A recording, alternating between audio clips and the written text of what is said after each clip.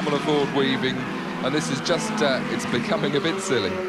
Rogers trying the wide line to get inside Robertson.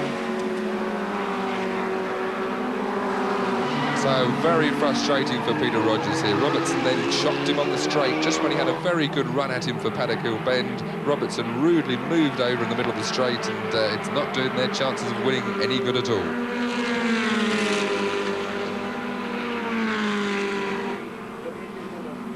So now Peter Rogers must try again. Robertson holds the inside line, no chance. So Peter Rogers tees himself up to slingshot onto the straight as he did before to get the run at Robertson on the straight. Again now, he is right in that slipstream. Again, he'll snap out. This time Robertson feeling a bit guilty about the last time. Maybe now go on Peter, he's got to outbrake and get round the outside at Paddock.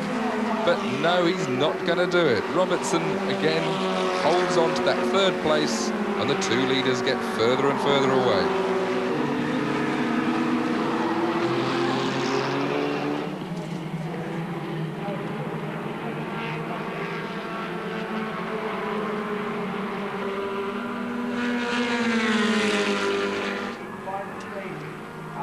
So the leaders now both holding station. We're past half distance now, coming up to finish 12 laps. And still the two leaders edging away from this hectic scrap for third place. Peter Rogers very keen to get past. Again now, into that slipstream, slingshot out on the approach. Now is a lovely dive, he's dubbing in, Robertson shutting the door, and really that was justice. That was justice deserved. Robertson came to shut the door too late, and he's ended up in the wall. Hopefully Rogers won't have damaged his cars. There's Peter Rogers. He had to dummy him, he dummied to the out, so now foot down Peter, see if you can catch those two leaders. There is Steve Robertson. He'll probably go and tell all and sundry that he was knocked off, but that's Formula Ford racing, and sometimes you have to be forceful to get by, and Peter Rogers was certainly that. So here we have the manoeuvre. Peter Rogers had dummied Robertson to move, he dummied down the inside, Robertson shut the door very, very late, but Peter Rogers decided enough was enough, time to come. The front wheel unfortunately flicked inside Robertson's and sent Robertson flying towards the barriers. So now, can Peter Rogers do anything about these two up front? It's really a long gap, and Ratzenberger holding off Favre with 7 laps still to go. But the gap is really fairly large, and unless these two start dicing to such an extent they slow each other up, I can't see Peter Rogers catch. Favre shadowing, looking for Ratzenberger to make his first mistake of the weekend. I haven't seen one from this young Austrian yet, and Favre will be hoping to pressure him into making one. Certainly Ratzenberger there. We have a bit of an off. That's David Germain in a Ray chassis. He's done his car no good at all. And there's Vivian Daly we see, and another rotating Tim Sugden. The backfield group beginning to get carried away with this Formula Ford final. But meanwhile, the leaders stay the same. The ever shadowing Favre. Both in Van Diemen chassis, but Ratzenberger with a Minister-tuned Ford engine and Favre with a Scholar-tuned Ford engine. So we have two tuning concerns, but Favre really is putting the pressure on. He hasn't yet shaped up to make a move, but he's ever so close.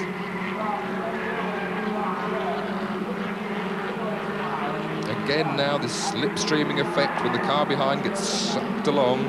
But Favre really not quite close enough. He needs to get that nose cone in the gearbox. Again, he looks to the outside, but he's too far back to do anything about it. Ratzenberger driving with a very cool head. Favre tries to, but no chance. Ratzenberger takes the inside. Favre looks to the outside. But Ratzenberger is being very clean. He knows what he's doing. He's putting his car in the right place that he wants to be on the track. So 15 laps down. Ratzenberger still holds off. Rogers now a lonely third. The Dutchman Van Ooyt at fourth. Alan McGarrity doing an excellent job in fifth. And Ringo Hine having a very good festival in 6th place. 7th there, Phil Andrews. Now again, out onto Cooper Straight. This time Favre does look close. This time he's right in that gearbox. The slipstream is there. He's trying to make Ratzenberger move one way or the other, trying to dummy in the mirrors. This time he's thinking of having a go. But again, Ratzenberger is very late on the brakes on that inside line and still manages to hold sway. So Roland really seems to have got this race under control. He can even stay on the inside line at paddock and still get through without leaving that gap on the inside from Favre.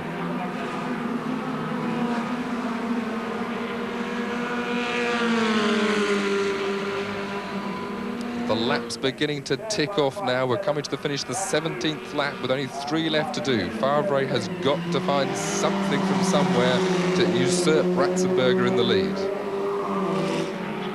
Again, this time coming along the top straight, not quite as close as he's been before. It looks a bit too much of a gap to overtake, and Ratzenberger's not been making any mistakes so far. This time, though, there you see Favre trying to pull his car inside Ratzenberger's on the run up to Duels, but he can't quite get close enough to edge inside that red Van Diemen that he's been following.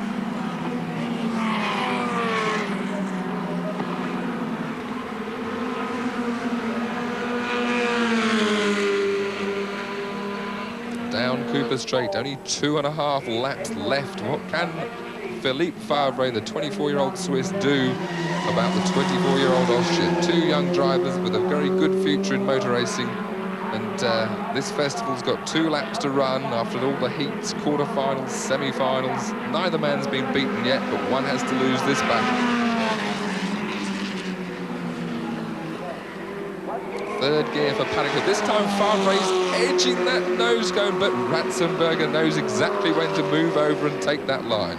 Never letting Favre even get a nose cone inside his rear wheel, holding the line really to perfection. So 1.5 laps to go. Favre hasn't tried at Clearways yet, the dive inside at Clearways. Here we go through Surtees, almost flat, no chance of overtaking in 3rd gear. But now it's the sneak to Clearways, but Ratzenberger now is being very defensive. Roland is holding the classic inside line as they go on now to start their last lap. Can Favre do anything? He is very close. Will it be all or nothing at Paddock? He's got to think of something. He's tried this manoeuvre a dozen times and it's never paid off. And again, but this time Ratzenberger gets a bit of a slide on. Can Favre get up the inside? No. Takes the outside line. Again, Ratzenberger driving it incredibly coolly so far. Rounds Druid Bend. Really only 2 more corners left to go before Roland Ratzenberger wins this Formula Ford Festival. Favre's only chance now is Clearways, but Ratzenberger was holding a tight line there on the lap before. He looks on the inside at Surtees, no chance at all there.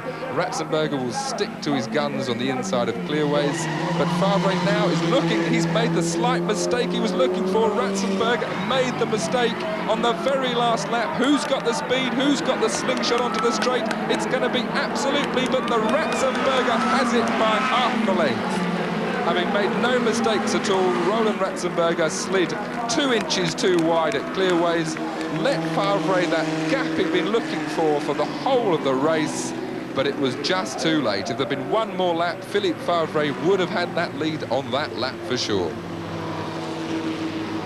Well, a tremendous victory for Roland Ratzenberger and a tremendous for Favre. But here we see through Surtees, Ratzenberger has been very defensive at this Clearways. He knew this was the last corner. All he had to do was hold tight, but he almost overdid it. He kept in tight, and here, just going in so tight, he slid out. There the car slides. Favre saw half an opening, and he was inside. That's what he'd hoped for the previous 19 laps. This time, on the 20th and final laps, Favre would have taken the lead at Paddock Corner, but as it was, Ratzenberger had the acceleration out on the outer line, and there was no way Favre could get him before they crossed the line inches apart. So, Roland Ratzenberger takes the Formula Ford Festival crown back to Austria. Swiss man Philippe Favre 2nd, Peter Rogers an excellent drive to 3rd, Dutchman Van Oytet 4th, Alan McGarity, Northern Ireland 5th, and Ringo Hine a very good 6th. Roland winning it by the veritable rat. 16 to 1, 5 farthings, 9 to 1, Dual Venture 20 to 1, Sproston Boy 33 to 1. 2:30 Royal Fan 16 to 1, Bonnie Light 11 to 2, Taylor of Soam 25 to 1, All Agreed 25 to 1. 3 o'clock, A la Hunac 3 to 1 favourite, Gentle Darius 9 to 1, Daring Descent, 7-2. 3:30, Butts Over, 9-2. Phileor, 8-1. Stockhill Lass, 33-1. The 4 o'clock, Passia, 2-1 favourite. Nicker Ridge, 7-2. Magic Tower, 7-1. For Great Britain's rugby league players, it's been more embarrassment this afternoon. In the second test at Leeds, they were beaten by a whopping 43 points to 4 margin at the hands of the Australian tourists. The England coach Maurice Bamford is talking now to our reporter up at Harry Gratian. Many years now, and you're not the kind of guy not to give out praise. These Australians are a tremendous side, aren't they? Superb side. We said all along, Harry, that they were a good side. I mean, this 86 teams come over to emulate and even better the performance of the 82s. That was their yardstick, and they played superbly in Spasms today, superbly. Nothing has given you greater pride than to be coach of the Great Britain side. This obviously must be a low moment for you because things haven't gone the way that you wanted it to. It's about the lowest in football I've ever been, but one thing I'm not going to do, I'm not going to run away from it. There is still a lot of hope in Great Britain football, and I don't care what the scribes say, what the so-called intelligent men of rugby league football say, we have got hope. If we haven't got hope, we might as well all pack in, and I've never run away from anything in my life. I'm not going to start doing it now. I've still got the confidence in Great Britain rugby league football. Possibly in my career I'm at rock bottom, but that's not going to deter me from doing my utmost to get it back up again. What about the first 30 minutes? Because then we seem to hold them and things seem to be going so well. We seem to hold them in for possibly more than 30 minutes, Harry, but not consecutively. There were even spasms in the second half when we looked quite good. But I think you'll hit the nail on the head. They are a superb side. They are undoubtedly... They've won the series now, so they are world champions. But we've got another test to play at Wigan. And of course, that's the World Cup match as well. That's the one that really counts. It is. And we'll be going to Wigan. We'll have a team there. And we'll be going to win. Good luck for that. I did exaggerate Great Britain's problems. The final score, at least today, 34-4, but another very commanding performance from the Australians. Now let's switch to soccer and check on the progress of the league leaders, Nottingham Forest, who were behind when last we heard from Coventry and the match there. Coventry 1, Nottingham Forest 0 when last we heard, and Jerry Sintertack can bring us up to date. Seconds only to go, and the highest compliment you can pay Coventry is to say that they are deservedly leading against a Forest side who played pretty well in a highly entertaining game. It hasn't all been poetry, but there have been spells of rhythm and balance and wit, which made a happy contrast with so many encounters that seemed to belong to the Raymond Chandler school of staccato mayhem. Metcalfe, Webb and Clough have all forced splendid saves from Agrizovic, but Seggers has been equally stretched by this neat, inventive Coventry side. The goal was set up by Bennett and Emerson and scored by Pickering, and that ensures that both these enterprising sides should have a say in what's becoming a very interesting First Division. A lot more commanding form this afternoon from the third place side, Liverpool, who were leading by 3-1 at Queen's Park Rangers. Reporter there is Barry Davis. Yes, that's still the position, Steve, with just 1 minute remaining. Of course, we knew as early as the 9th minute that Liverpool wouldn't lose here because Ian Rush scored, and when he scores, Liverpool don't lose.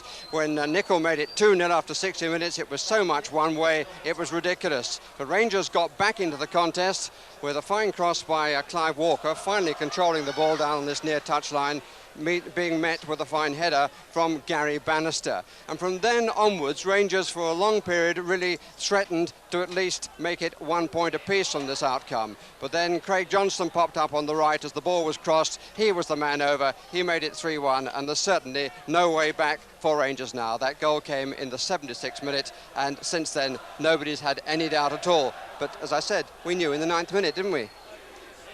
It's been a difficult afternoon for the new Manchester United manager, Alec Ferguson. He's seen United go down by 2-0 at Oxford. Also watching that has been Tony Gubber. Well, if United believed that changing the manager would change their luck, they had a rude awakening at Oxford, who remain unbeaten at home. United were unlucky to concede the penalty after 16 minutes, from which John Aldridge scored his 14th goal of the season, but an honest assessment here was of a performance that was unspectacular from a journeyman team without star players like Robson, Whiteside, Strachan and Seaver Beck. Alec Ferguson moved from the director's box to the dugout to get closer to the battle in the second half, but although McGrath had a header saved by Parks and Blackmore hit the crossbar, United lacked conviction, and Neil Slatter got Oxford's second goal 10 minutes from the end. So the scores now as they come in on the Vidiprinter, and there's a big result from the Scottish Premier. Dundee United 0, Dundee 3. Dundee United second place this morning. Division 3, Mansfield 0, Swindon 0. Division 2, Hull 0, Stoke 4. The first away points of the season for Stoke City. 2 from Division 4, Hereford 0, Lincoln 0, and Crewe 1, Wrexham 1. Astonishing performance that by Stoke. Goal scorers Tony Ford, then own goals from Stan McEwen and Peter Skipper, and Keith Birchin in the 62nd minute. The first away points of the season for the bottom club in the second division. Division 1, Leicester City 1, Newcastle United 1. Smith for Leicester City, Neil MacDonald for Newcastle. In Division 2, it's finished Huddersfield Town 2, Brighton 1. News on the England goalkeeper Peter Shilton, and that's not too good for Bobby Robson next week. Shilton's got his thigh heavily bandaged and seems to be playing in some agony after getting a bad knock in the first half of Sheffield Wednesday's match with Southampton. More details on that as we watch more scores come in. Division 3, Bournemouth 2, Carlisle 1, and Division 2, Blackburn 0, Sheffield United 2.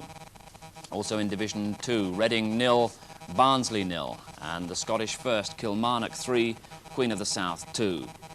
In that Reading match, 2 players sent off. The Reading defender Bob Hazel after an off-the-ball incident with Darren Foreman, and in the second half, Barnsley's Paul Fucher. Division 4, Cardiff 0, Southend 2.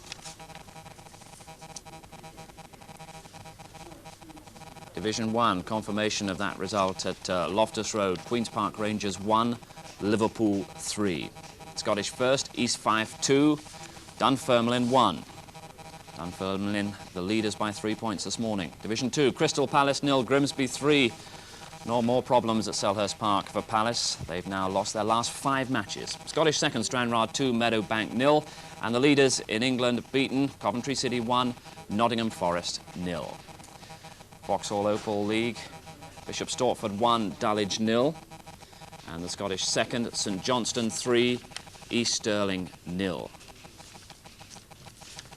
A match in Division 3, the North East derby between Darlington and Middlesbrough. Reminder that kicked off 12 minutes late because of crowd trouble.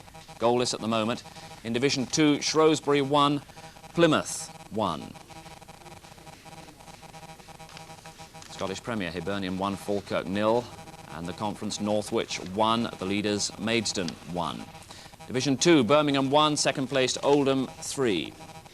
Tony Henry, Roger Palmer and Gary Williams for Oldham. Division 3, Bristol Rovers 1, Bury 1. And in the conference again, Telford 4, Bath 2. 4 score draws on the coupon so far.